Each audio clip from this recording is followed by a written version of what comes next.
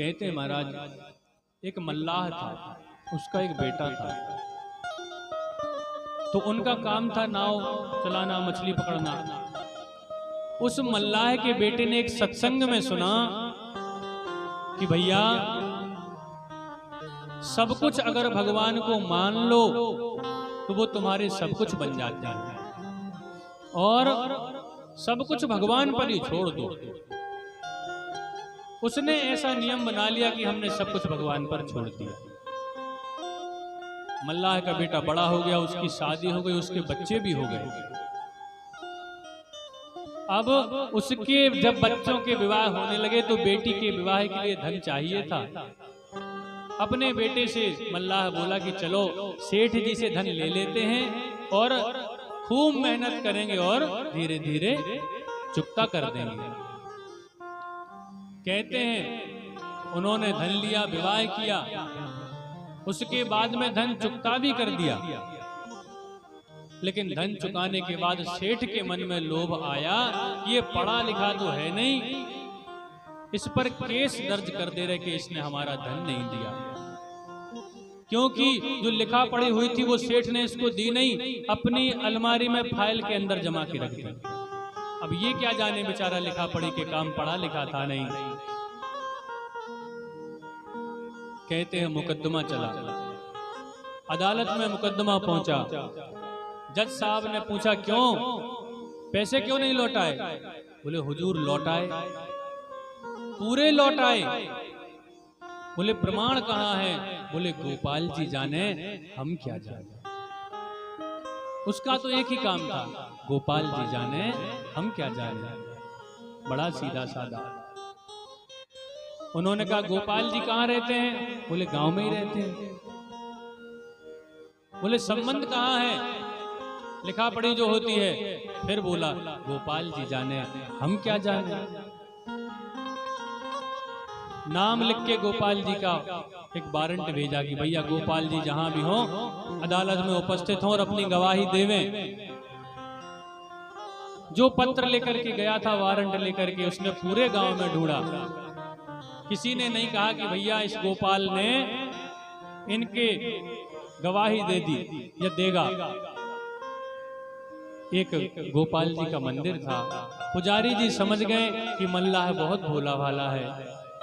वो जन्म से ही गोपाल जी का नाम लेता है कि गोपाल जी जाने, हम क्या जाने। कहते हैं महाराज,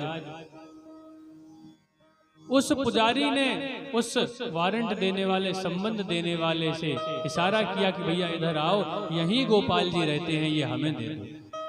गोपाल जी के चरणों में उसको रखा।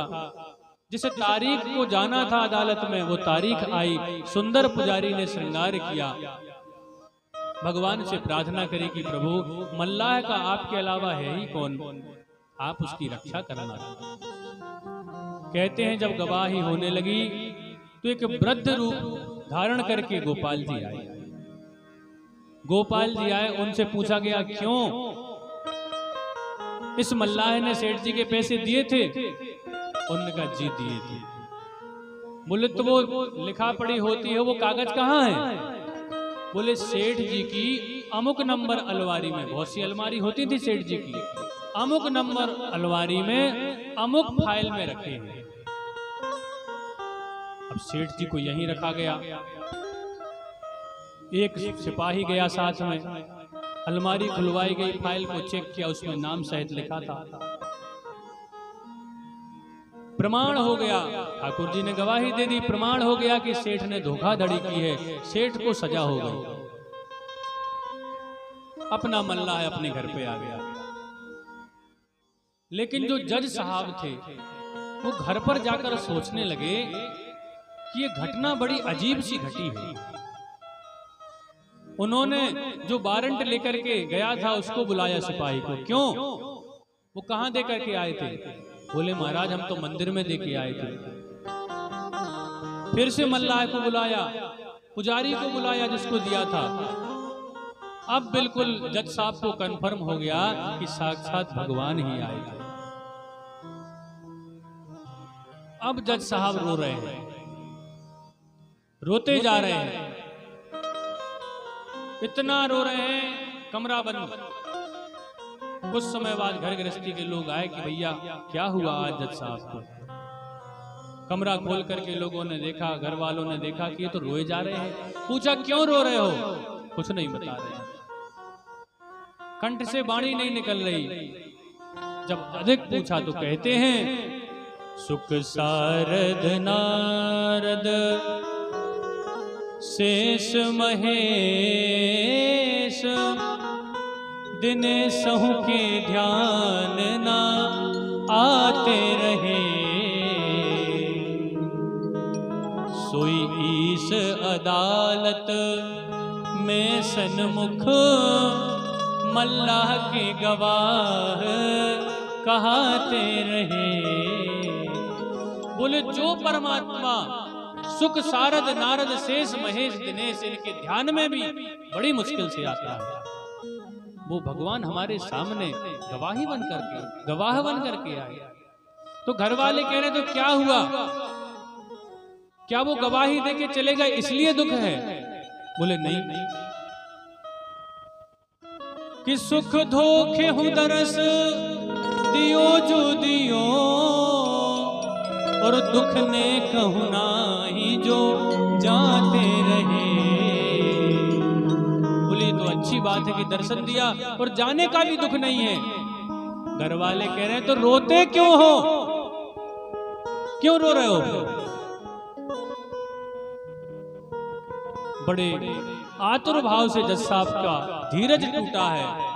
कहने लगे मैं कुर्सी पे बना जज बैठा रहा, जगदीश खड़े समझाते रहे।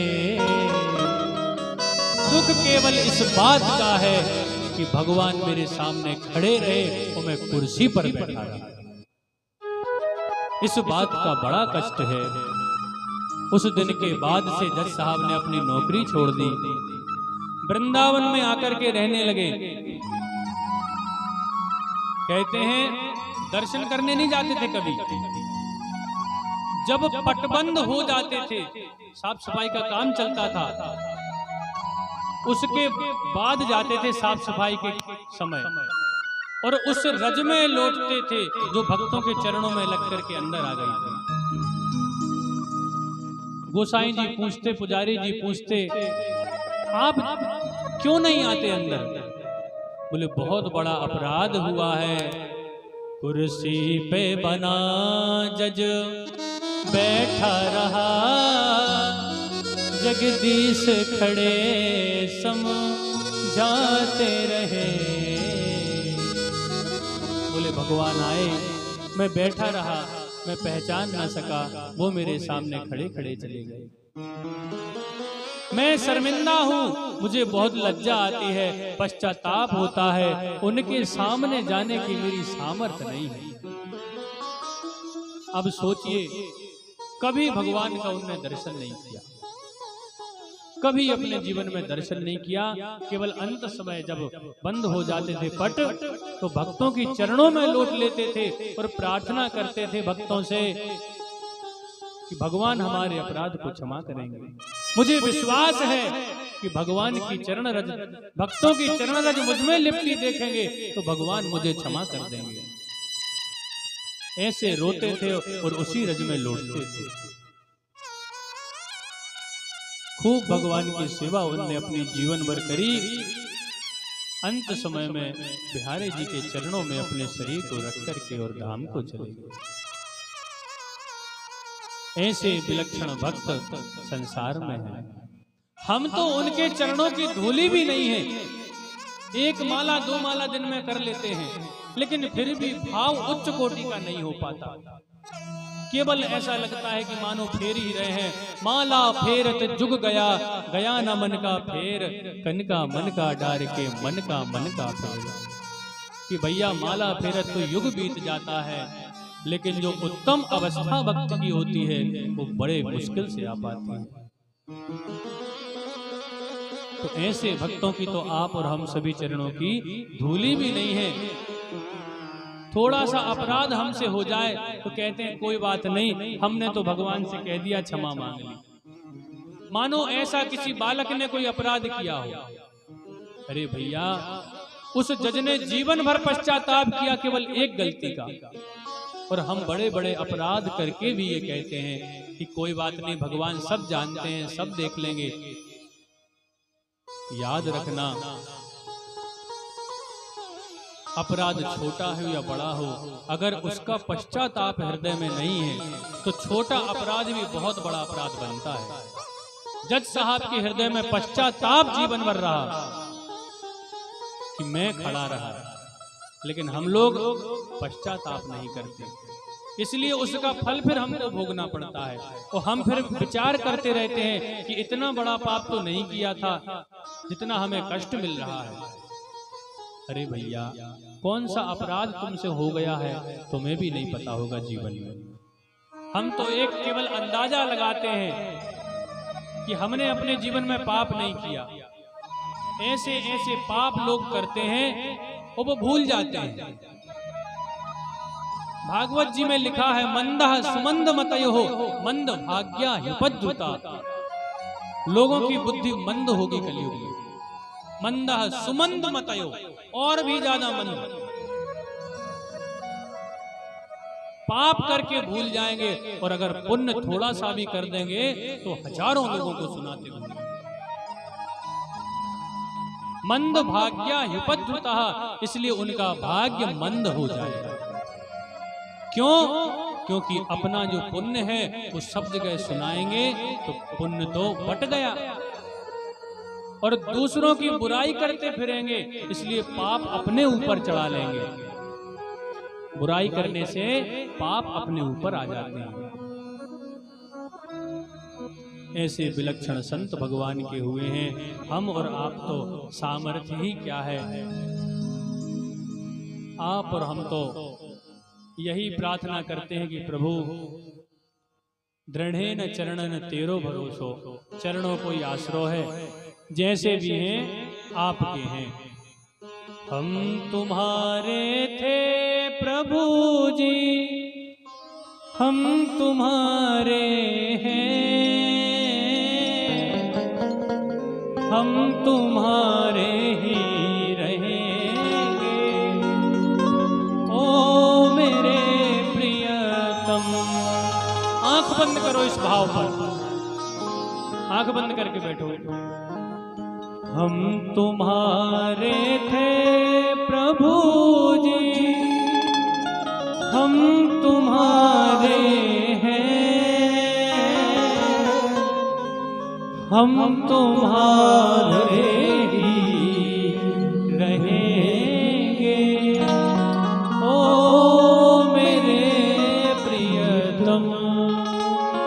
और तुम्हें छोड़ सुन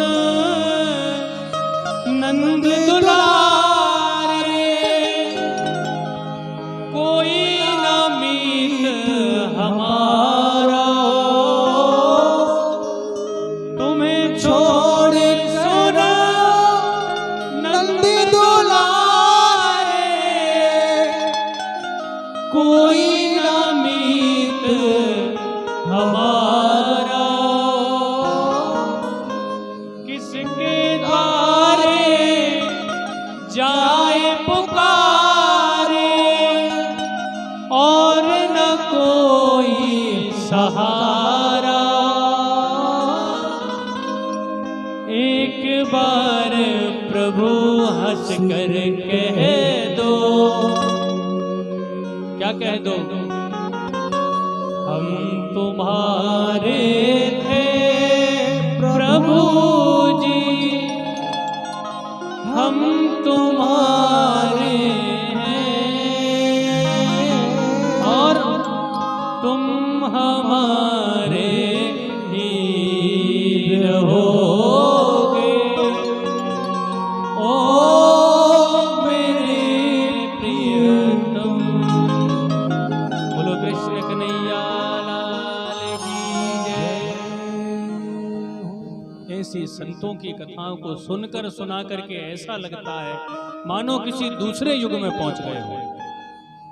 बड़ा सुंदर अच्छा लगता है, एक अलग ही भाव हृदय में आता है। बोलो संत भगवान की जय। भक्त वत्सल भगवान